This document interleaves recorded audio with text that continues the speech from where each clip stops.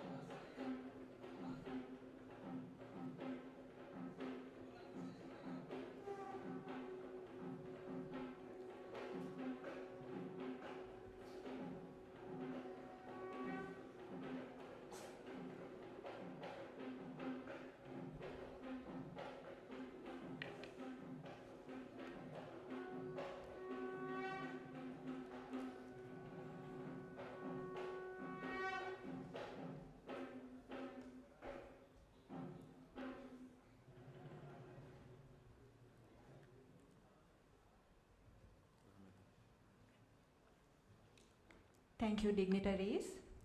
May the flames of this oil lamp light not only this graceful event, but also our lives.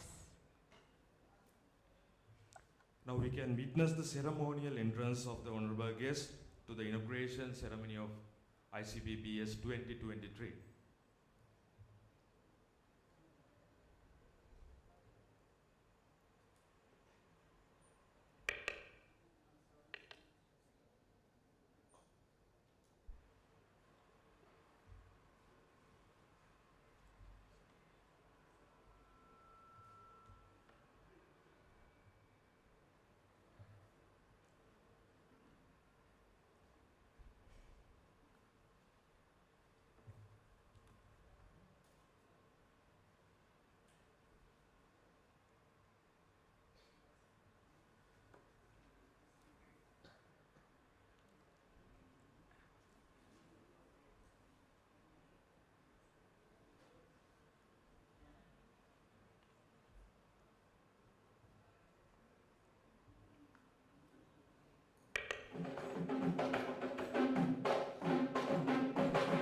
Please welcome honorary delegates to the head table. Venerable Dr. Pali and Buddhist the guest of honor. Venerable Professor the keynote speaker. Venerable Professor Elmandari Saranandatero, the head of the department, Pali and Buddhist Studies. Chair Professor Venerable Magamana Panjanandatero. Senior lecturer, Venerable the conference chair. Senior lecturer, Venerable Dr. Viparanthini Chandasiri, the conference secretary.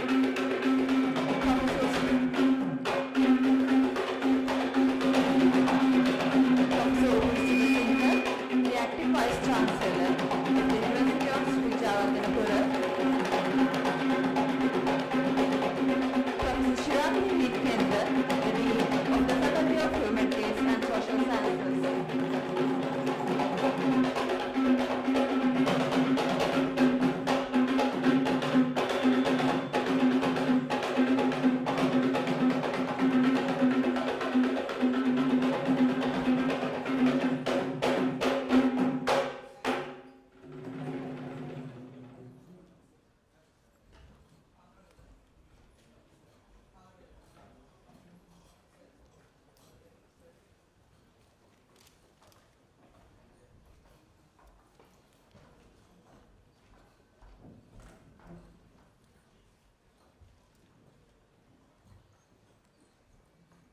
Vijja Utpada Tanzetta. Among the all things born, knowledge is the greatest. University of Sri Jayawardenepura, or the Vidyodaya University, is one of the oldest and pioneering higher education institutions in Sri Lanka, which is nationally and internationally recognized. The Department of Pali and Buddhist Studies is the most prominent and the oldest department of the university, which is followed the Vidyodaya tradition, introduced by the most venerable Hikaduwe Sri Sumangala Nayaka Thero and the Valimitiya Sri Swaratha Thero. Since then, the department has been performing a vital role throughout decades, not only offering undergraduate and postgraduate degree programs, but also their role has spanned across diverse academic and non-academic activities. Accordingly, the Department of Pali and Buddhist Studies has successfully organized 15 international research conferences, and today they are proud enough to mark their 16th attempt of this boundless attempt. Venerable sirs, venerable nun, ladies and gentlemen, you are warmly welcome to the 16th International Conference on Pali and Buddhist Studies, ICPBS 2023, organized by the Department of Pali and Buddhist Studies, University of Sri Jayawardenepura.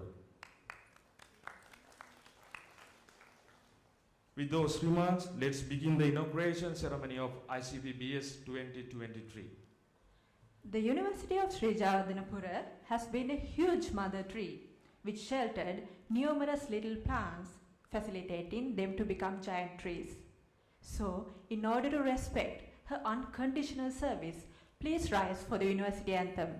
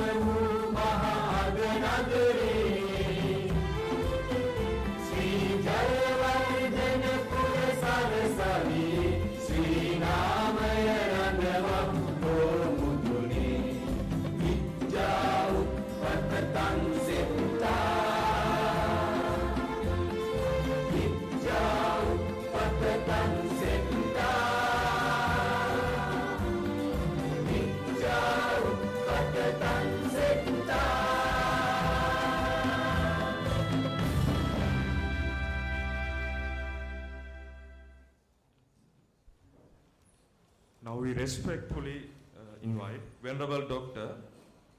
Pannila Anandanayaka Thero, the Chief Incumbent of the Attanagala Rajamaha Vihara, Hussein Buddhist Vihara in USA, the Theravada Buddhist Vihara in Taiwan, the Secretary of Dhamma Vijaya Buddhist Vihara in Los Angeles, USA, to administer the 5 precepts to the gathering. Namo tassa bhagavato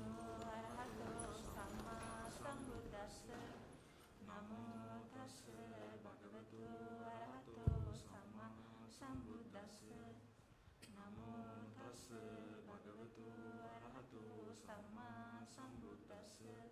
Buddhang saranang gacchami, Dhammang saranang gacchami, Sanghang saranang gacchami, Dutiyampi Buddhang saranang gacchami, Dutiyampi Dhammang saranang gacchami, Dutiyampi Sanghang saranang gacchami, Tatiyampi Buddhang saranang gacchami, Tatiyampi Dhammang saranang gacchami, Tatiyampi Sanghang saranang gacchami. Panatipata veramani sikkhapadang samadhiyami. Adinnādāna veramani sikkhapadang samadhiyami.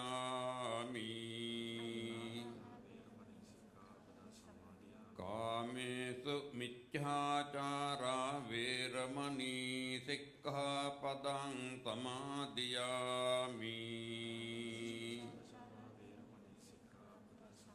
Musāvādā veramani sikkhapadang samadhiyami. Surameraya majja pamadatthāna veramani sikkhapadang samadhiyami.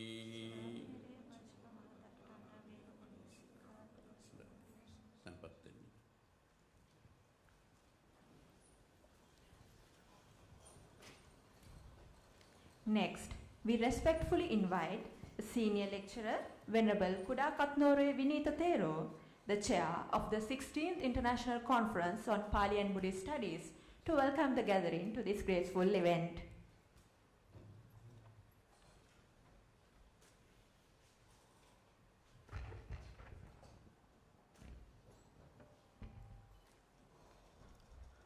Good morning, Venerable Mahasangha, distinguished guests, Dean of the Faculty,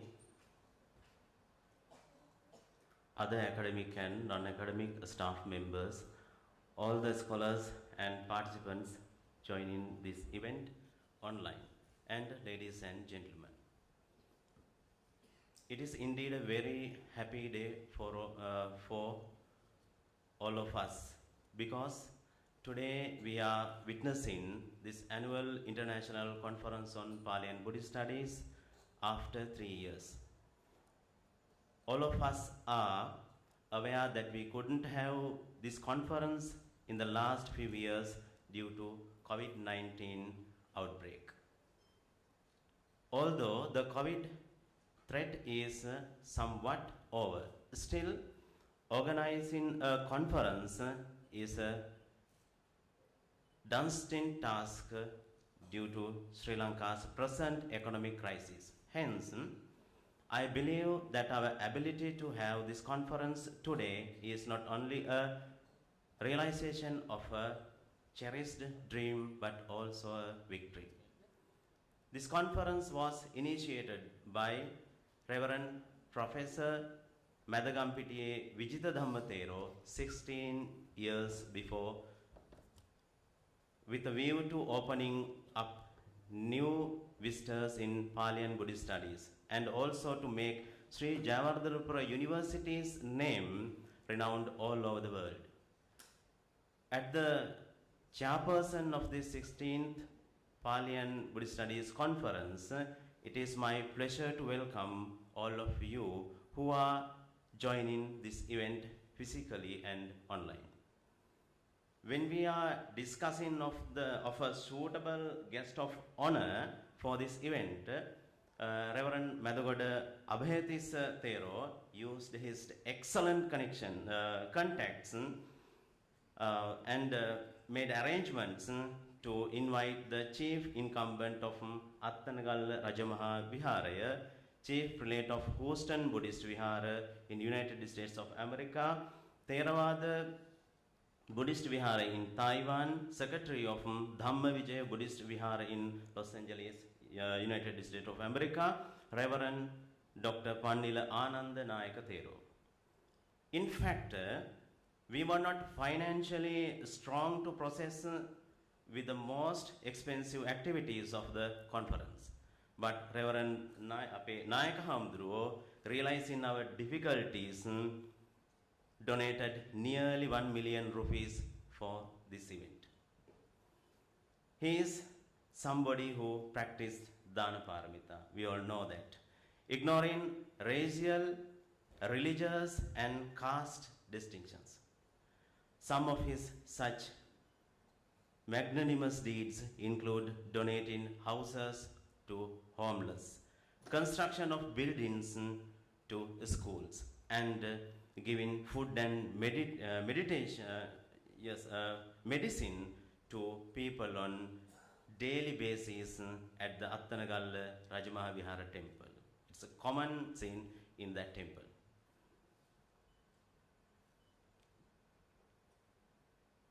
We reverentially welcome Reverend Dr. Pannila Ananda Nayaka Thero, the chief incumbent of temple which has historic lineage of King Sangha Bodhi to the 16th International Conference on Pali and Buddhist Studies.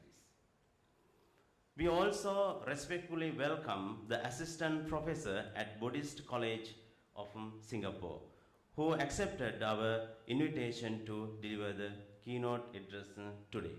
I think detail about him will be given by Venerable S.S. Thero later. Also, let me warmly welcome the acting Vice Chancellor. I think he lived in from here for a special meeting. However, I would like to welcome the acting Vice Chancellor of the University of Sri Jayewardenepura, Professor Upul Subasinghe, and the Dean of the Faculty of Humanities and Social Sciences, Professor Sirantha Hinkende, both of whom were instrumental in making this conference a reality. I also welcome all the other academic members of the staff in the faculty and from the other faculties. I also welcome Registrar Bursa and all the administrative staff of this university. Let me also extend a very warm welcome to the scholars from international community, including India, Thailand, Burma, Bangladesh, and Vietnam, as well as Sri Lankan scholars who make a distinctive scholarly contribution to this conference. I also welcome all the students who have contributed to this conference in numerous ways. Finally, I welcome all of you on behalf of the Committee of International Conference on Pali and Buddhist Studies, ICPBS 2023, and the Chair Professor, Reverend Senior Professor Magammana Panyananda Nayaka Thero, and Head of the Department, Reverend Professor Elamaldeniye Sarananda Thero, and the staff of the Department of Pali and Buddhist Studies. Welcome all of you who are joining this event physically and online. Thank you. Thiruvan Saranai. Thank you, Venerable Sir. The next item of this inauguration ceremony is the awarding the conference proceedings to the honorable guests of this conference. So we humbly invite Venerable Vitarandeniya Chandasiri Thero, the conference secretary, to award the proceedings to our honorable guests.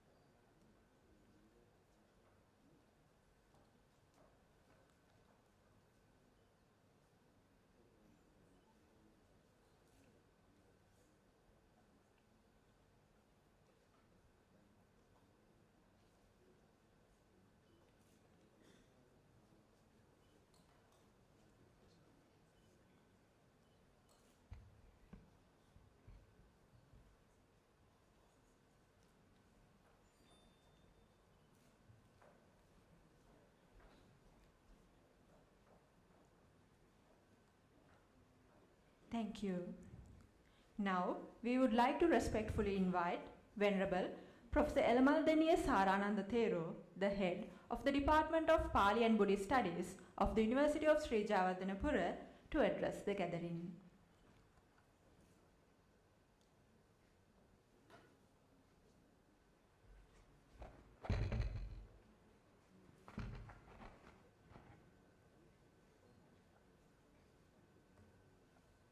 Good morning to all.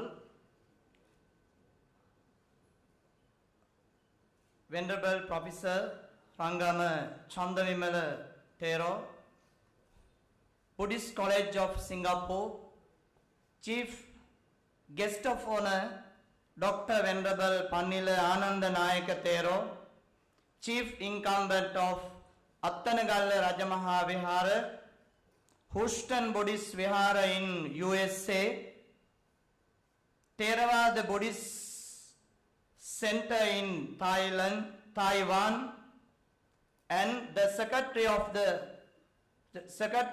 Dhamma Vijaya Buddhist Vihara in Los Angeles, USA. Conference Chair, Senior Lecturer, Venerable Kudakatorwe Vinita. Conference Secretary, Venerable Dr. Vitarandani Chandasiri. Chair Professor, Venerable Senior Professor Venerable Magamana Panyananda Nayaka Thera, and other Venerable Sirs,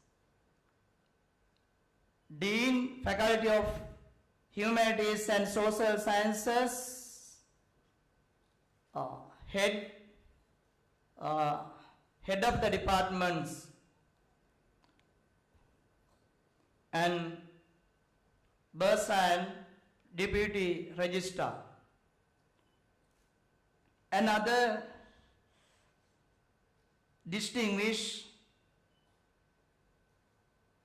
scholars, audience. Firstly, as the head of the department, I warmly welcome you all participated in the ICPBS 2023.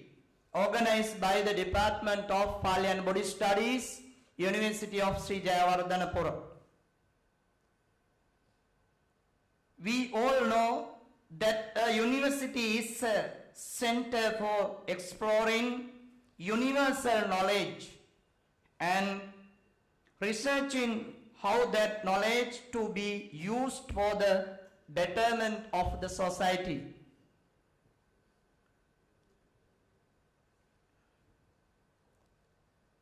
As a department, we work hard to fulfill the performance, the purpose in our level best. Actually, today is a very remarkable day as we are participating for the 16th International Conference on Buddhist Studies conducted by our department.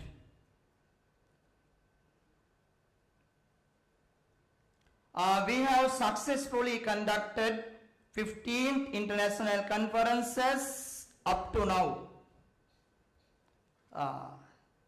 In this particular event, I would like to thank everyone who dedicated for the success of this conference, especially Professor Venerable Rangama Chandavimala Thero, Buddhist College of Singapore. Guest of Honor, Dr. Venerable Pannila Ananda Nayaka Thero, Chief Incumbent of Attanagalla Rajamaha Viharaya, Houston Buddhist Vihara in USA. Effort and hard work of Conference Chair, Senior Lecturer Venerable Kudakatorwe Vinita Thero, and Conference Secretary Venerable Dr. Vitarandani Chandasiri Thero have been very impactful. As the head of the department, I pay my special gratitude to Acting Vice Chancellor, Dean, Faculty of Humanities and Social Sciences, Registrar, Deputy Registrar, Bursa, and all the academic and non-academic staff, including all the students who supported to success the research conference. Thanks for having a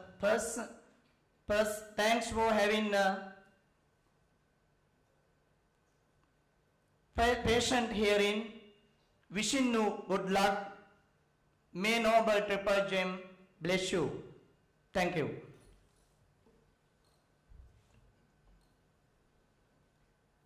Thank you, Venerable Sir. Now we would like to cordially invite Professor Shirantha Heenkenda, the Dean of the Faculty of Humanities and Social Sciences, University of Sri Jayawardhanapura, to address the inauguration ceremony.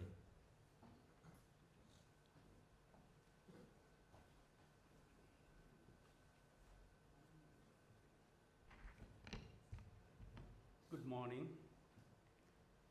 Venerable Mahasangha, Guest of Honor, Most Venerable Dr. Panila Ananda Nayaka Thero, Keynote Speaker today, Venerable Professor Rangama Chandivimala Thero, Head of the Department, Pali and Buddhist Studies, Venerable Professor Elmaldene Sararanda Thero, Professor of Chair, Venerable Senior Professor Magammana Panyananda Thero, Conference Chair, Senior Lecturer Kudakannurwe Vinita Thero, Conference Secretary, Senior Lecturer Dr. Vitharandene Chandrasiri Thero,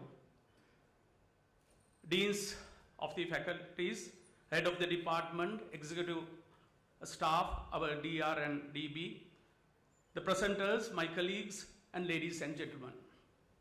Today, we are gathered here to make an inauguration of 60th International Conference on Pali and Buddhist Studies convened by the Department of Pali and Buddhist Studies of the Faculty of Humanities and Social Sciences, University of Sri Jayawardhanapura. It is indeed a great pleasure to welcome you all to this conference. On behalf of the Faculty of Humanities and Social Sciences, I would like to convey my best wishes to the 60th International Research Conference on Pali and Buddhist Studies 2023. Organized by the Department of Pali and Buddhist Studies at the University of Sri Jayawardhanapura.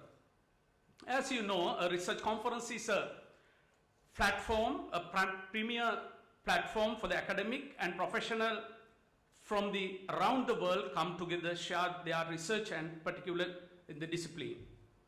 In this regard, Faculty of Humanities and Social Sciences of this university has made a remarkable contribution by providing such a forum for the academia, professionals, and the researchers to engage a mutual, critical discussion on the theme of related Pali and Buddhist studies. Nowadays, knowledge is fastly moving with the people's day-to-day life. For example, nowadays the people are talking about ChatGPT, the artificial intelligence. So, still in discussing about the information gathering, it is a true or not. But I think as a researcher would be the contribute to this artificial knowledge to get the perfect knowledge through this platform. Actually nowadays, today I show one pyramid of thinking. It has 4 pillars. Basically, one is a fragmented knowledge. There are everywhere knowledge is fragmented. The second one is linear knowledge. We go through the Google, we can put the knowledge through the linear platform. The other one is hierarchical knowledge. The final one is network knowledge. But I think this kind of platform provides us to network knowledge through the all world, particular this discipline, especially Pali and Buddhist. So I think meditation, morality, spirituality, this kind of things nowadays people are thinking. Some people is developing is only for the material development, but some people argue that as a development is the spirituality and morality. Buddhist management is now people are talking. I think this platform is very much provide the opportunity to share this kind of knowledge. So at the present, the faculty has already experienced benefit the holding numerous research conferences under the range of theme, creating the exchange and develop the idea, new strategies to the approach to the research, establish the collaboration, getting suggestion about their work, and to get the inspired discover more. So ICPBS 2023 is indeed important to timely event, as it will provide the forum for the scholars and researchers from around the world and showcase their novel perspective to discover issue related to the Pali and Buddhist studies. So I think I thank to the organizing committee for their effort to host this event, to send my best wishes for the very successful conference. I wish all the very productive conference experience today presenters. Thank you very much.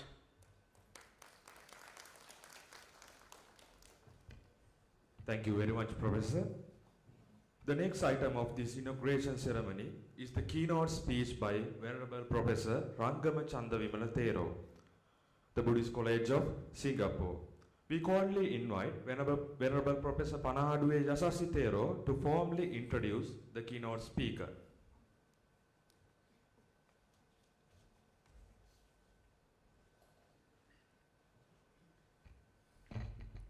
Most venerable members of the Mahasangha, distinguished scholars, invitees, ladies and gentlemen.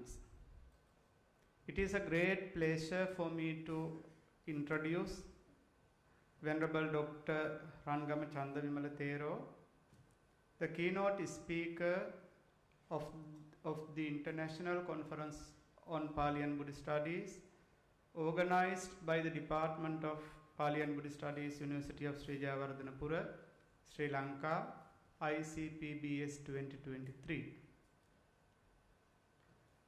As one of the colleagues of mine, Venerable Dr.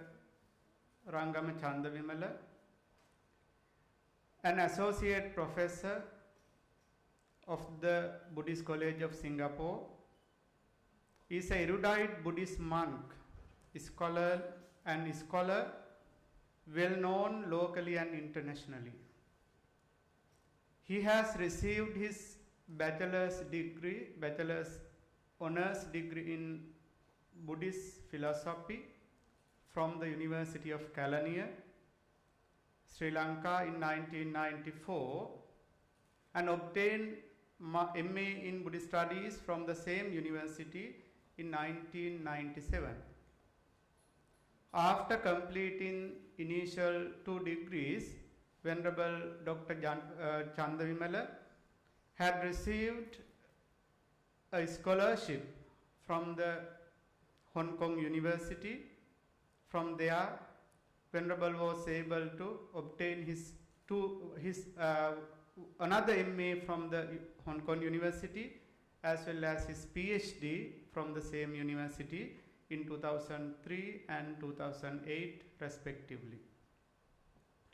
Currently, Venerable Chandavimala is the only Sri Lankan Buddhist scholar who is teaching at the Buddhist College of Singapore, and as an associate professor at the Buddhist College of Singapore, he is serving to the Singaporeans for more than 13 years by remarking the name of Sri Lanka over there.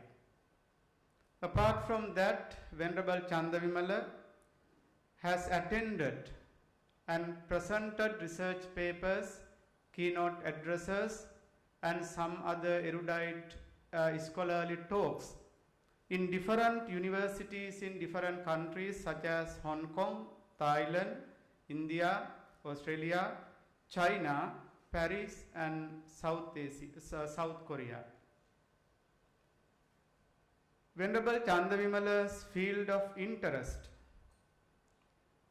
covers early Buddhism, Buddhist philosophy, Buddhist history, and the related subjects.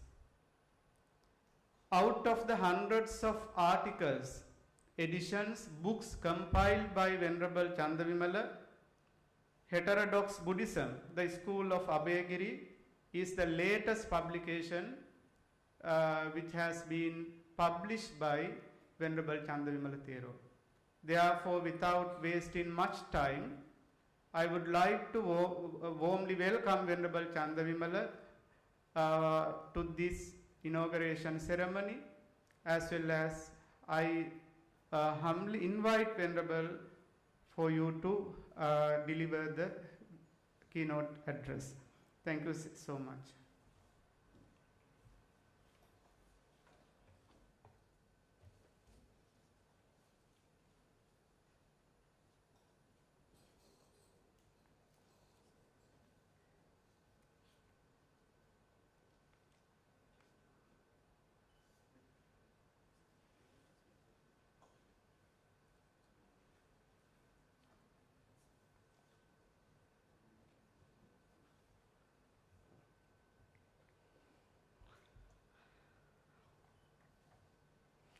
Venerable Sirs of the Mahasangha, Venerable Panila Anand Nayaka Thera, he's just a bodhisattva, living bodhisattva. This is what I can say at the moment. And head of the Department of Pali and Buddhist Studies, Professor Elamaldeni Sarananda Thero, and Vice Chancellor of the University of Sri Javardhanapura. He just left, as I heard.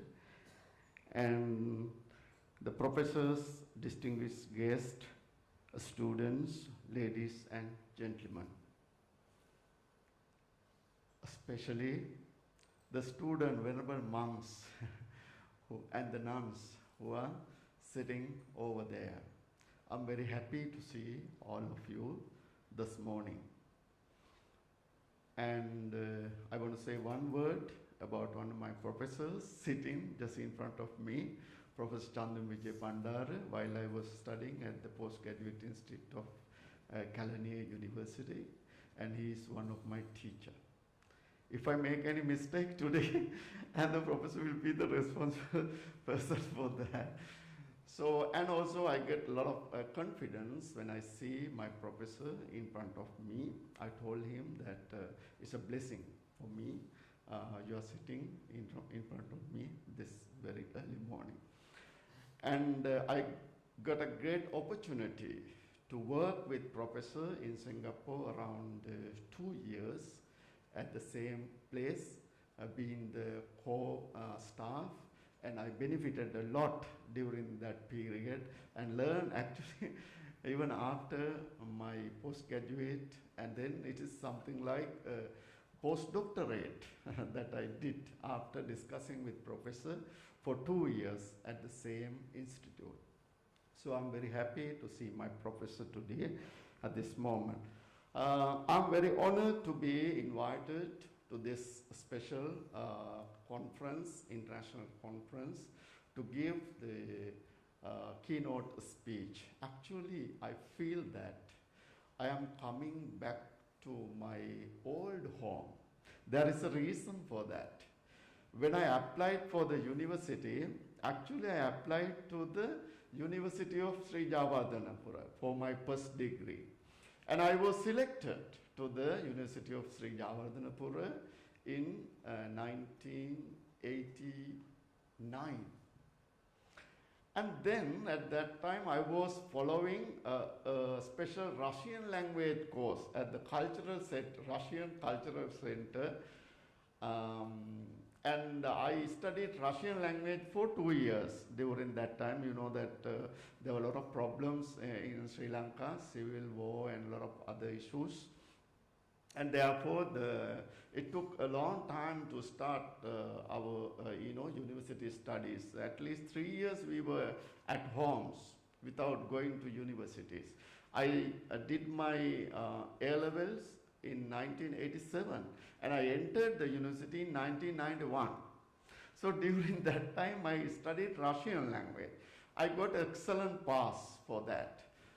And therefore, I decided to continue my Russian language. So I asked a kind of, changing. I want to transfer to another university. Anyhow, I studied or I followed my Gelt English course. At that time, the Gelt English course as students of Sri Javardhanpura University. During that time, I remember there was a kind of magazine sponsored by Canada. During that time, the teachers asked us to write small articles to that. I think the name of that magazine was Links. And I wrote an article. The title was Who Will Found Her? It's a kind of a story about a lady who got she got treatment at the mental hospital of who will have her, I think, mental hospital of Angoda.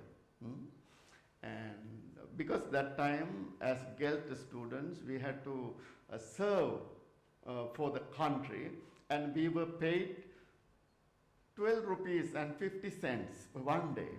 So we went to the mental hospital in Angoda, and we talked with the patients over there. And we had long conversations. We spent around 6 or 8 hours at the hospital. And then there was one lady, and she was got, because of the family issues, she got mental upset. And around 20 years or more than she was at the hospital, no one accepted her. And then when the teachers asked us to write something, and then I wrote about her, and after I write, it was published, and I got 250 rupees at that time for my work. And then I got my first income as a student under the student of Sri Javardhanpura. So I'm very happy to be a student of Sri Javardhanpura at least for a short time. But I never thought that I would come to the university to deliver this kind of talk or speech or a lecture. But however, I am very grateful and thankful to the Department of Pali and Buddhist Studies of the University of Sri Javardhanpura, and also the whole university and the staff, and especially our Venerable Elamaldini Sarananda Thera, the head of the Department of Buddhist and Pali University, and my friend, Venerable Yasasi Thera. He is my brother and he is my friend, and we are actually mutually benefited after having discussions and so on. And whenever there is something, we discuss together. And also Venerable Vinita and Venerable Abhay and Abhedisutero. He is unseen friend for a long time for me, but recently I met Venerable. And because Venerable Moragollagama Uparatana Thera is one of my very close friends, and he is a close friend of Venerable Abhetisa Thera, and most of the time we discuss about you. And because while I was studying at the University of Hong Kong, and Venerable Uparatana also there, and always we talk about you, Venerable, and we appreciate your service and as a young monk and a professor now. And it's a great, good opportunity to be a friend with you. And altogether, there are a lot of venerables and the friends and the students here. Actually, without spending much time, I will deliver my talk. Before that, I want to say something. I'm using my mask. You know that I have to fly back to Singapore after 2 days. And I have been strongly advised to use the mask throughout the conference because if I get at least a common cold, then there will be big problem to enter Singapore. and I have to work there starting from 6th of March. So, being obey to them, I'm using the mask. Sorry for that. And you know that Singapore is a very strict country regarding all those COVID and all that. Okay, one more word to say. Actually, I didn't know that my speech would be printed in the conference proceedings. I just prepared for a talk, just to deliver a talk. And then around 1 week ago, Venerable Yasasi phoned me and, Venerable Sir, could you please send me the speech or article or whatever that you are going to deliver? And then I was thinking, what to do. And then I made a short speech, and then I sent him within 2 or 3 days, and there will be certain mistakes. If there are any mistake, it will be going to Professor Chandiva. And yeah, because he's my professor here. Anyway, actually, we as Buddhist academicians, and also especially the venerable monks, we have a lot of responsibilities in this field, Buddhist field of academic studies. And I thought that it would be very important, and it would be very useful for the newcomers, for the new students, if I say something about the history of academic studies, and also some kind of studies done by early Buddhist scholars in the early time when the academic Buddhist studies was started. And then I want to say something about the academic studies on Pali Buddhism or the Theravada canon, and that's very important. And most of the participants or the venerable professors and even our foreign delegation, if you are here, and most of us are working on Pali Buddhism. And this conference also held by the Pali and Buddhist Studies of the Sri Javardhanpur University, and then I thought that it is better to say something about the history of Pali Buddhist studies, and it will be useful and benefited for the new students, and especially for the students who are in the field of Buddhist studies. Okay, thank you very much, and then let's see what I have to present here today. And my topic is actually a brief history of academic Buddhist studies and the studies on biography of the Buddha by early Buddhist scholars. So, first of all, I will explain the purpose of religious study, Most of the world's population is religious. The people who learn religion as their faith follow the age-old traditions of religious norms and practices. They learn religion with great respect and honor in order to strengthen and enhance their faith and devotion to their beliefs.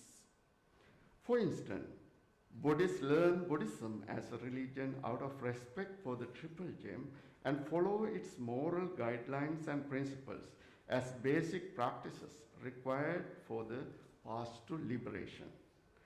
There are different types of religions with different teachings and practices, though ultimate goal of liberation seems to be the same. For instance, the ultimate goal of theistic religions is to rest in peace with God, whereas Buddhism's ultimate goal is to achieve nirvana, eternal bliss. Sometimes, both in the past and present, certain people learn religion for the purpose of defending their beliefs while disapproving or criticizing other faiths. They learn religion and for apologetics and polemics. I think it's better to remember for the young ones, apologetics and polemics. Apologetics means depending or proving one's belief or faith, and polemics means argumentations or refutations of other views by rejecting them as false. So these two terms are actually very dangerous, and we have to remember always when we learn any kind of religions, being any kind of religious follower or whatever. This is the way of sophist. You know the term sophist? And their method is somewhat similar to jalpa. Those who have studied logic, Indian logic and Buddhist logic, so you know the term jalpa. It is not vada, it is jalpa. Jalpa, it means in English we can use this term wrangling. And Vidandavada, cavilling, or certain debates in ancient India. If you refer to ancient Indian, the logic, and then you can understand about these two types of people. And we see certain people in the Buddhist sutras as well. The study of religion as an academic discipline is different from the study of religion as one's faith, especially the age-old traditional religious way of learning. Obviously, in the first place, it should be free from apologetics and polemics, and it should rather be critical, analytical, intellectual, and unbiased in nature. Without being a follower of a particular religion, one can pursue an academic study of any religion as an independent learner. This freedom, however, by no means gives an opportunity for anyone to criticize, disparage, or reject any religious teachings, philosophies, practices, and norms of any religion disgracefully. Academic studies should be done impartially with a scholarly point of view. If not, such a scholarship will be condemned by the academic world, and it will be a blemish for the good reputation maintained by the academic lineage which he or she descended from or belonged to. This is very important thing that we have to keep in our mind always, as a student, as a teacher, professor, or whoever, even as a preacher. Yeah, that's very important thing. And now I am going to discuss a little bit about the history of academic Buddhism, history of academic Buddhist studies or Buddhism. The academic subject of the study of Buddhism was introduced to the world by European scholars in the 19th century. The earliest works of Buddhist studies mainly were translations of Pali, Sanskrit, Tibetan, and Chinese works into European languages such as French, Russian, German, and English, because these works were not found in those languages, only in Pali and other classical languages. Apart from translations, some new grammatical works and introductory works on the Theravada and Mahayana and also Vajrayana Buddhist traditions based on Pali, Sanskrit, Chinese, Tibetan, and Mongolian sources were done. You know that whenever we study about the Buddhist traditions or the academic Buddhist studies, these languages are very important. Besides Pali and Sanskrit, Chinese, Tibetan, and also Mongolian language, and so on. As it is known, the earliest European who came to the East to study Pali was the Danish scholar R.K. Rask, who reached Ceylon, Sri Lanka, in 1821, where he studies not only Pali but also Sinhalese and acquired a rich collection of palm leaves manuscripts. In 1837, George Turner of the Ceylon Civil Service published the Mahavansa in English with 38 chapters, so long ago in 1837. The Dhammapada in Roman script was published in Latin for the first time by V. Fosballs in 1855. However, the study of Buddhism in Europe was initiated with the Pali work titled Essai sur le Pali. My Russian or German or French words here mentioned here would be not exactly correct when I pronounce, so please forgive me for that. By two French scholars, Eugene Burnouf and Christian Lassin, in 1826. Therefore, some scholars consider Eugene Burnouf to be the father of academic Buddhist studies. According to Burnouf, the first to mention Pali was, the Pali work was by Simon de L'Hebreu, who visited Siam in 1687 to 1688 as an envoy of King Louis XIV of France. This work was published in 1691 titled Description du Royaume de Siam, the English meaning of that, description of Kingdom of Siam. Description of Kingdom of Siam, because at that time it was something new for the world to know about their other countries and their histories. It was a translation of the life of Devadatta, an abstract to the Patimokkha. However, apart from the text translated by L'Hebreu, the first Pali text to become known in Europe was Kammavaca.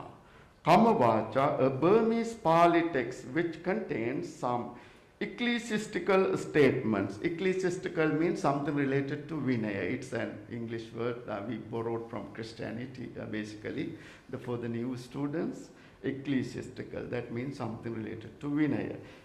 Ecclesiastical statements used in higher ordination ceremonies, which is called Upasampada Karma. So it was the first work printed as a Pali work, according to the scholar's explanation. There are some early studies on Tibetan Buddhism too. A Hungarian scholar, Alexander Soma de Cross, came to India in 1823 and studied Tibetan at Ladakh, where he composed a grammar book and dictionary of the Tibetan language. In 1825, the biography of the Buddha was published for the first time in Europe by the Russian scholar Isaac Jacob Schmidt of St. Petersburg in the Asiatic Journal edited by Julius Klaproth. This study was also based on Tibetan sources. There are various other studies based on the both Tibetan and Mongolian sources done by different scholars. Actually, starting from the academic Buddhist studies, scholars were interested, those who studied, and they were interested in all these languages, Pali, Sanskrit, Tibetan, Mongolian, and so on. B.H. Hodgson, who stayed in Nepal as British resident between 1821 and 1843, made a vast collection of Sanskrit Buddhist texts, which he presented to the libraries of London, Paris, and Calcutta. 88 manuscripts were sent by him to Paris in 1937, and this offered Burnouf a great scope of studying Sanskrit materials directly. We know that Eugene Burnouf is considered as the father of academic Buddhist studies, actually, because of this kind of manuscripts. And he got benefited. Actually, he used all these manuscripts to do his works.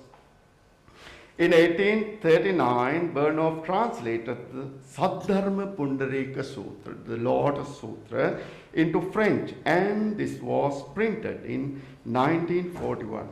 However, this work came into light in 1852. The Chinese Buddhist sources also were studied, and for the first time, some texts such as the travel records of Fa and Xuanzang were translated into French. In the same way, Sinhalese,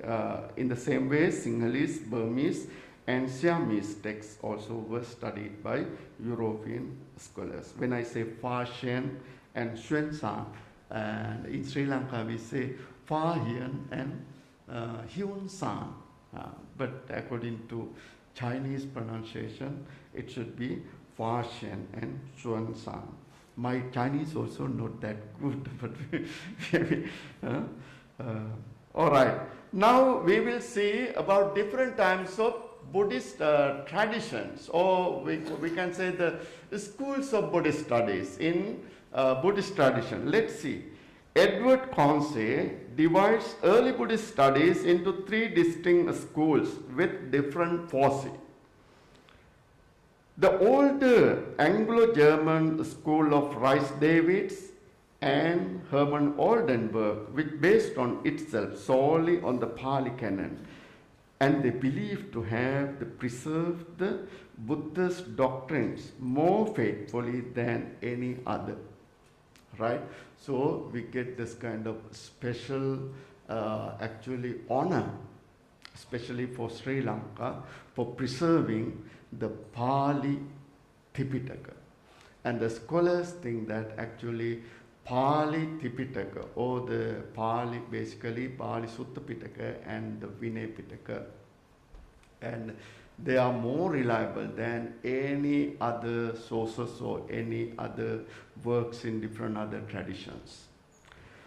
The Russian schools headed by Minayev, Rosenberg and Sherbatsky and others which depended on this scholastic literature of Buddhism and interpreted in different aspects in close dependence, not only the Indian commentaries but also on the continuous living tradition of Tibet, Mongolia, China and Japan. That is the second Buddhist school. That means the Russian school. And then the Franco-Belgian school, number 3, headed by Levi, and Levi here means Sylvian Levi, and de la Vallée-Poussin and Prolutsky and others which continued on the Russian line but used other sources also, supplementing their philosophical and philological analysis with data of ethnology, sociology, etc. So whenever we refer to the early Buddhist traditions, and we can see this kind of, the classification of the different schools based on their studies. The division is based on the sources of materials used by the scholars according to their interest. Studies on Theravada, Mahayana, Vajrayana and various other Buddhist schools in this early period, and different texts from Sutra, Vinaya and Abhidharma, Shunyatavada, Vijnanavada, Tantrayana, including Shastras, etc., were studied. This new system of academic study of Buddhism became a popular subject, and still it is a top subject among religious studies at universities both in the East and West. So here also I want to emphasize for our young monks, and there are a lot of negative thinking, and that they think that the studying Pali and Buddhist studies, Sanskrit, useless, and but actually nowadays around the world, in the top universities and Buddhist studies in Pali, Sanskrit and other classical languages are being taught. And if you study Pali, Sanskrit, and also Buddhist studies in English, and there are a lot of opportunities for all of you to go to the whole world. So this is very important thing. Please, young monk, consider about that. And most of the Sri Lankan young monks, and immediately after they finish their studies, and they think that it is the most important thing is to find a teaching appointment at a government school, even not a Pirivana. So this is a very misguided view. So please remember, and as Buddhist monks, actually the door is open for all of us around the world. So we have a lot of opportunities to explore our knowledge in different areas of Buddhist studies. So please try to explore your knowledge, and also try to look for some opportunities to go abroad. I don't ask you or everyone to go abroad, but actually it's a great opportunity because we can deliver the Dhamma, we can spread the Buddha's message to the whole world. And so this is the, your first place, the Sri Jawaharlal University. So please consider about this. This is very important thing. This is an advice to my young venerables over there. Now we will look at the early academic Buddhist studies on the biography of the Buddha. Actually, there are a lot of parts to discuss, but we don't have much time. So let's see how the scholars, European scholars, studied about the biography of the Buddha and what did they say about the Buddha. Early academic studies on the biography of the Buddha. It is true that the life of the Buddha is less known to the academic world than his teaching. The main reason for this problem is insufficient historical records of the Buddha. Nevertheless, there are studies of the biography of the Buddha based on available sources. For the first time in 1830, a sketch of Buddhism with some aspects of the Buddha's life was published by B.H. Hodgson, the British resident of Nepal, based on Nepalese Sanskrit manuscript. This was published in the Transactions of the Royal Asiatic Society. This work was followed by the work of Alexander Soma de Cross, The Life of Shakya, extracted from the Tibetan authorities, but not the Pali tradition, in 1836. In this book, or in both works cited above, the Buddha was explained as a divine being. However, these two works were the main sources for the next work done by Eugene Burnouf, titled Introduction, a History to Buddhisme Indian. This work was published in 1844, and he too followed the view of the previous authors and defined the Buddha as his predecessors did. That means Buddha as a divine being, not a human being. There were some other works, however, they too followed the information of the Lalita Vistara and the Buddha Charita of Ashwagosha, in which the Buddha's human existence was denied. Actually, in the early period, Buddha was accepted by or explained, or they studied about the Buddha as a divine being. Therefore, all these works could not reconstruct a historical biography of the Buddha. There were some other works based on Sinhalese and Burmese materials, Mala Lankara Vattu. But those works too did not represent the historical Buddha, since the sources utilized were texts belong to later period. So up to now, actually the scholars discuss about the Buddha as a divine person. Since those works could not provide sufficient information to establish the human existence of the Buddha, some scholars even doubted about the historical existence of the Buddha and wrote that he was an unreal being. Yeah, how fool. Buddha was not a human being. He was unreal being. He did not live as a human being on this earth. H. Wilson, in his article Buddha and Buddhism, published in the Journal of Royal Asiatic Society in 1856, states as follows: not impossible, after all, the Shakyamuni was an unreal being, and that all that is related of him is as much as a fiction as that of his preceding migrations. So this is how they talk about the Buddha. V.P. Vasilev and E. Sklangenweit, in their works Buddhism, Ego Dogmatistria, E-literature, and Buddhism in Tibet, respectively, do not talk the historicity of the Buddha, but C.F. Koppen, in his Religion des Buddha, states that the Buddha was not only a historical person, but also he was the greatest emancipator of the oppressed, the greatest revolutionary, and the greatest political innovator of his time.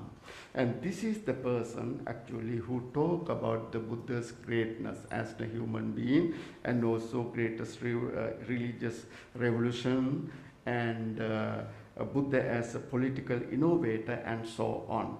So after many years later, actually the Buddha was introduced to the academic world as a human being. Before that, he was, taken as a divine being. Brethren Lamy, Saint Hilary, made an attempt to reconstruct the life of the Buddha. He published his work in 1860 under the Little Lay Buddha est sa religion, and it was translated into English too. However, his work was not well recognized by others due to his highly speculative nature.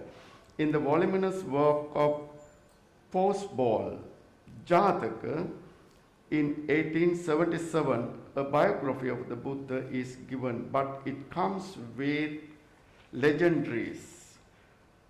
Buddhist birth stories done by T.W. Rice Davids, almost similar to the previous work of Turner, Pali Buddhist Annals.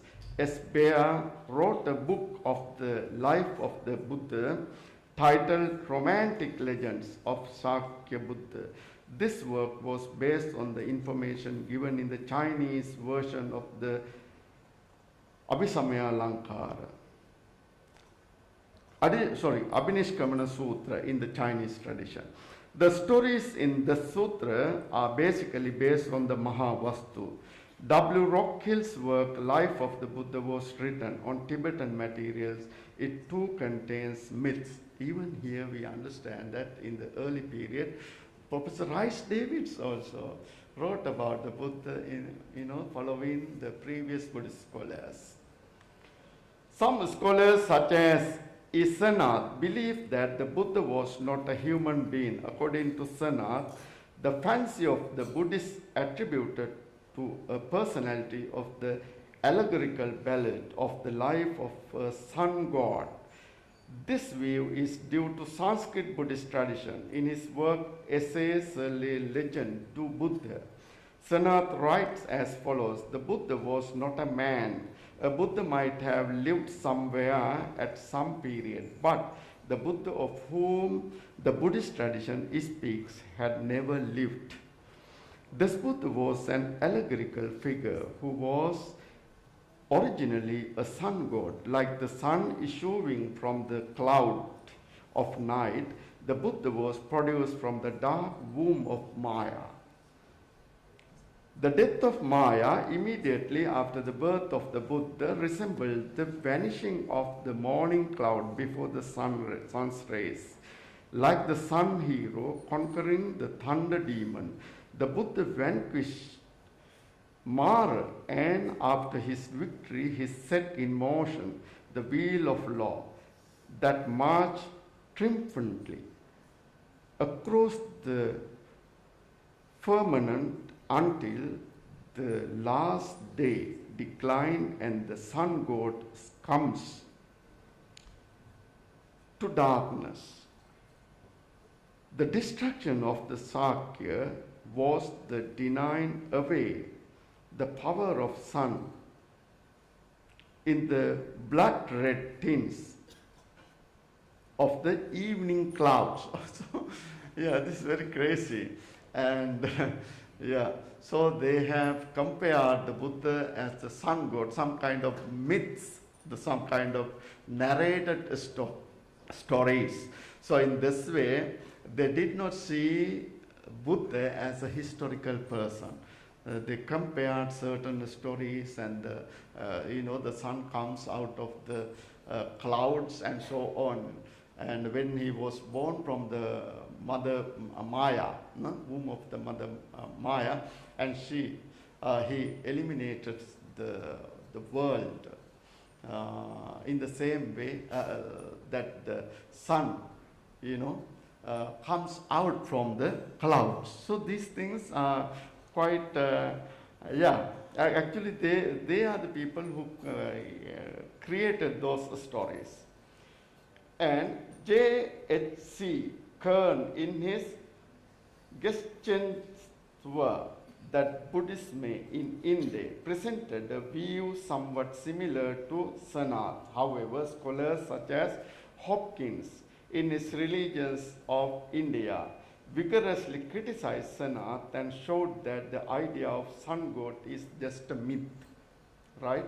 Herman Oldenburg too rejected the skeptical view of Sanath and did a great work based on Pali sources: Buddha, Saint Leban, Saint Lehe, Saint Clement. In 1881, T.W. Rice Davids did a great job explaining the life of the Buddha and his teaching in a scientific way. His work, Buddhism, was published in 1887. Now the scholars come in, change their view, the new scholars, and they talk the Buddha as a human being. The school of Rice Davids and Oldenburg strongly held that the view Pali tradition has preserved more faithfully than the other traditions, and the original pure and true Buddhism is preserved in the Pali tradition. But Mrs. Rice Davids, who was the last representative of this school, held, that means Anglo-German school, held a view different to the Mr. Rice Davids and Oldenburg. It is said that Mrs. Rice Davids sometime she wrote something, according to her own views, and not following her husband, Mr. Rice Davids, the one who established the Pali Text Society in London. The Life of the Buddha as Legend and History, written by E.J. Thomas, by far is the best work on the subject of Buddha Charita. Commenting on the life of the Buddha, he says, "The matter stands just as in the case of any historical person, say Socrates, Muhammad, or Bonaparte. We have many records, many related facts, dates, and archaeological remains, as well as the actually existing Buddhistic peoples with their systems. Do these data point to an origin in growth and spread of a myth in which the religious beliefs in a god has been gradually converted into apparently historical event, or is the basis of a historical person who lived in the 6th century BC? It's a question mark. He is inclined to insist that the historical life of the Buddha has been converted into mythological narratives and not the reverse, right? So scholars, they created the Buddha as a mythological person. But actually, here it says that actually they did it is on other way. Originally, Buddha was a historical person, but they created something new on the reverse way. However, Lamotte put forward the same question again about the human status of the Buddha in his work Legend to Buddha, written in 1947, but he had a different view in his next work, History to Buddhism, Buddhism in India. In this later work, he was inclined to insist that the existence of the historical Buddha as a reality. Yeah, sometimes the same scholar may say something different earlier and he changed. So after he studied more about the Buddha, the Lamotte said that Buddha was a historical person. Though scholars of the early period of Buddhist studies had different views about the existence of the Buddha as a historical person, with the findings of archaeological artifacts and remains, no one could further argue against the historicity of the Buddha. Ashokan edicts and pillars which were set up in the 3rd century BC clearly indicate the birthplace of the Buddha and some other historical places connected with the life of the Buddha. Recently, archaeologists discovered a remarkable footprint of ruins of an ancient building in Lumbini where the Buddha was born.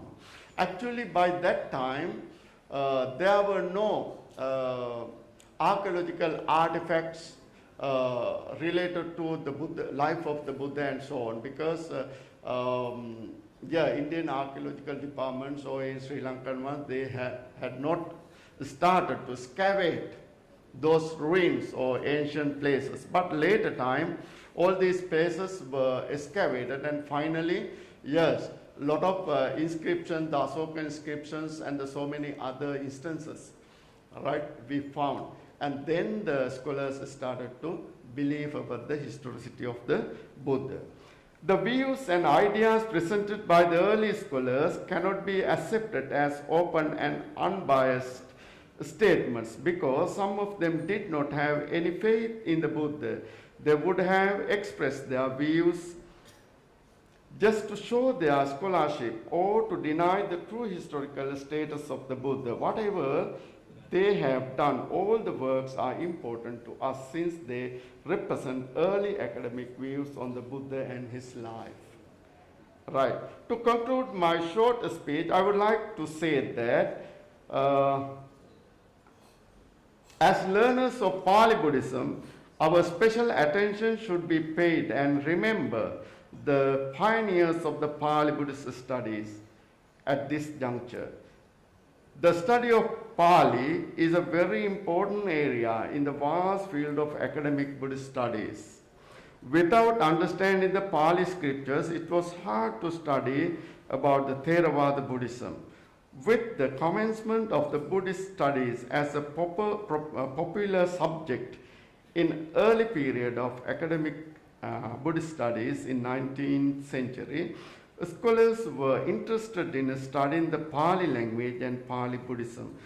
For many of the early scholars, the study of the Pali language was facilitated by their previous study of Sanskrit. Due to unavailability of the translations of the Pali texts in Europe language or the European languages such as English, Russian, German, French, etc., they started to edit and translate their works with curiosity and great interest. They studied those works. With the establishment of the Pali Text Society in 1882 by Professor T.W. Rice Davids, the Pali Canon was edited and printed in Roman characters, and it was translated into English by various scholars with the contribution of Pali Text Society. Not only Pali Tipitaka, but the commentaries also were published as Romanized versions in English characters. Exegetical works of Theravada Buddhism, Pali Chronicles, and many other Pali works were published by PTES, Pali Text Society. After establishing the Pali Text Society on the model of the early English Text Society in London, Rice Davies commented thus. He explained the purpose of the Pali Text Society or establishment of the Pali Text Society. A Pali Text Society has been started on the model of the early English Text Society in order to render accessible to students the rich stories, rich stores of the earliest Buddhist literature, now lying unedited and practically unused in the various manuscripts scattered throughout the public and university libraries of Europe. The historical importance of the text can scarcely be exaggerated, either in respect of their value or the history of folklore, or of religion, or of language. It is already certain that they were all put into their present from within a very limited period, probably extending to less than a century and a half. For that period, they have preserved for us a record uncontaminated by outside influence of the everyday beliefs and customs of a people nearly related to ourselves, just as they were passing through the first stage of civilization. They are the best authorities for the early history of that interesting system of religion, so nearly allied to some of the latest speculations among ourselves, and which has influenced so powerfully and for so long a time, so great a portion of the human race, the system of religion, which we now call Buddhism. I'm sorry about the old English and Victorian English, and also some kind of German, Russian, and all these terms.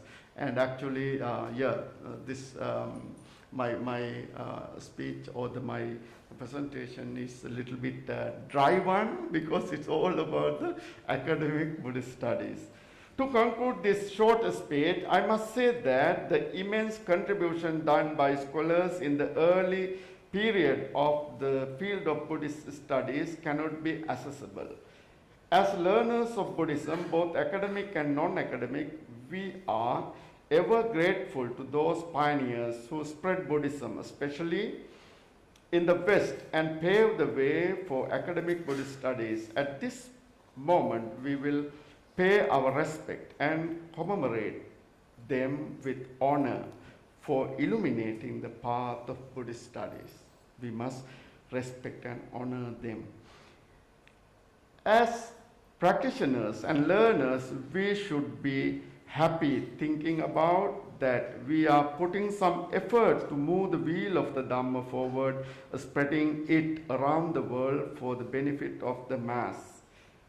This conference is such a good effort, and I hope that the aims and objectives of the Department of the Pali and Buddhist Studies of the University of Sri Jayawardhanapura will be fulfilled. As the concluding remark, I would like to quote one of the great statements by Professor Rice Davies on the Noble Eightfold Paths. He says like this: I have examined all the religious systems of the world, but I have found nothing so noble and beautiful as the Noble Eightfold Paths. Thank you very much. Sadhu, sadhu, sadhu.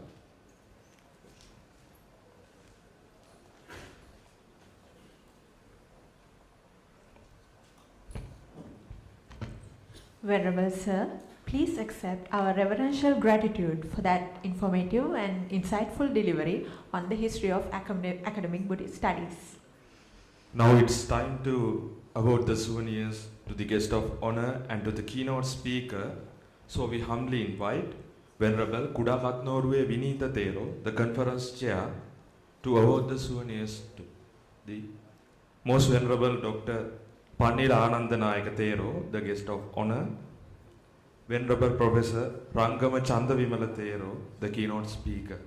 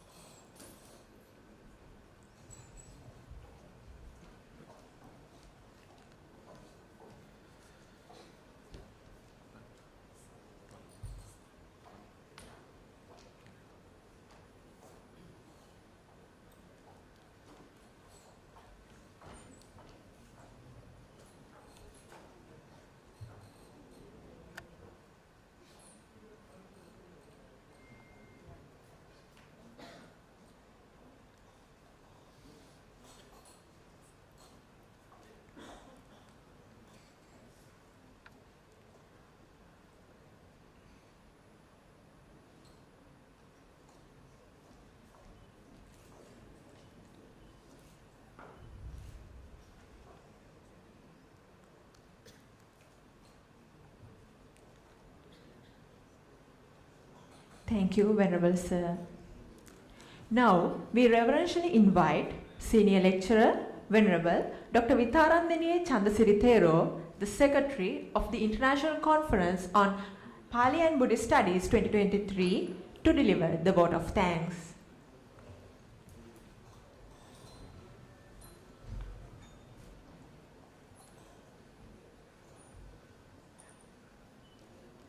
A very good morning to all of you. Venerable Mahasangha, distinguished scholars, deans of the respective faculties, head of the departments, academic members, the registrar of our university, the bursar of our university, and the members of non-academic staff. I consider it's a great privilege and honor for me to deliver the vote of thanks at the end of this great academic event. First and foremost, my infinite gratitude should go to the guest of honor of this conference, Most Venerable Dr. Pannila Anandanayaka Thero. Venerable Sir, on behalf of the Vice Chancellor and all academic members, I very respectfully pay my gratitude and thank you for your kind gesture of being here amidst your busy, hectic schedule. You are really instrumental in helping us financially as well. If not your kind help, we wouldn't have been able to make this conference a reality. Thank you, Venerable Sir, and I worship you. Next, I would like to thank our keynote speaker, Most Venerable Professor Rangama Chandavimala Thero. Most Venerable Sir, you have come here all the way from Singapore. Your presence here and delivering the keynote speech was a great honor for us. Words are not enough for me to thank you. Most Venerable Sir, please accept my kind-hearted gratitude and thanks. This event wouldn't have been reality unless we did not get the correct guidance and expertise of one person. Ladies and gentlemen, let me thank Professor Upul Subasinghe, the Vice Chancellor of the University of Sri Jayawardenepura, even though he is not here today. In the same note, I would like to thank our immediate leader behind this show. Ladies and gentlemen, he is none other than our Dean Professor Shirantha Hinkende, the Dean of the Faculty of Humanities and Social Sciences. I thank you, sir. For the second time, I would like to thank you, sir, for your leadership and guidance. Then I would like to thank the deans of the faculties, heads of departments, and all the other members of the academic staff. And at the same time, I would like to extend my gratitude to my immediate department leader, Venerable Professor Elamaldaniya Sarananda Thero, and other academic members including the chair professor and senior professor Magamana Panyananda Nayaka Thero for encouraging and guiding us for making this a reality. I thank the librarian, registrar, bursar, deputy registrar, the Faculty of Humanities and Social Sciences, deputy bursar, the Faculty of Humanities and Social Sciences, non-academic staff, paper presenters, and students. Thank you all. May the Triple Gem bless you and protect you. Vijja Uppatatang Setta. Bhumi Stuti.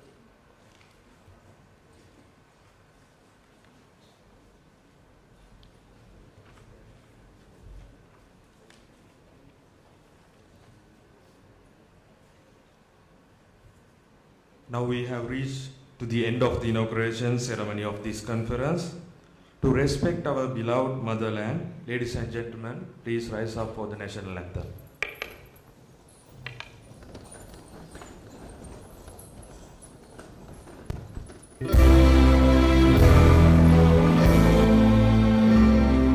Sri Lanka Mata, Appa Sri Lanka, Namo Namo Namo Namo Mata, Sundara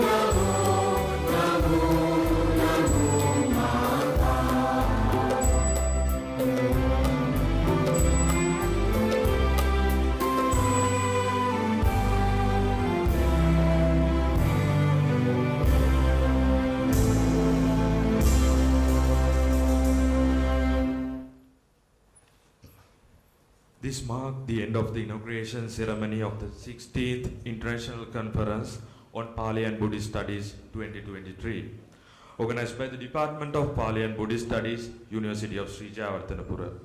Thank you very much once again for the participation of this inauguration ceremony. Please note that the plenary session of this conference will be held at 11 a.m. So I kindly request everyone to take your seats here at this venue before 11 a.m. Also, please note that we have made arrangements for refreshments for the honorary guests and the academic staff at the Department of Pali and Buddhist Studies. And for the others, the refreshments are available at the Faculty of Humanities and Social Sciences. තේපැන් සංග්‍රහය සඳහා පාලි හා බෞද්ධ අධ්‍යයනය සඳහා ආරාධිත අමුත්තන් සහ සියලුම අධ්‍යයන අනධ්‍යයන කාර්ය මණ්ඩල නියෝජිතයන් සම්බන්ධ වන ලෙස කාරුණිකව ඉල්ලා සිටිනවා. ඒ සමගම ඊට කාර්යාලයේ තේපැන් සංග්‍රහය අනිකුත් සහභාගී වන්න සඳහා පැවැත්වෙන බව විශේෂයෙන් දන්වන්න සිටිනවා. Thank you. බොහොම ස්තුතියි. බොහොම ස්තුතියි.